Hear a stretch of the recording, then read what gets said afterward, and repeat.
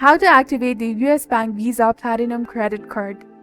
Hi everyone, welcome back to our channel. In this video guide, we'll be talking about activating your US Bank Visa Platinum Credit Card.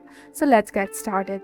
First of all, you have to launch any of your web browser on your computer or your mobile device and then simply type in Activate US Bank Visa Platinum Credit Card in the search bar and hit enter in your keyboard. Then you will come across various websites from where you need to simply go ahead, click on the website that is indicating Activate Your Credit Card. Then you will be taken to this kind of interface.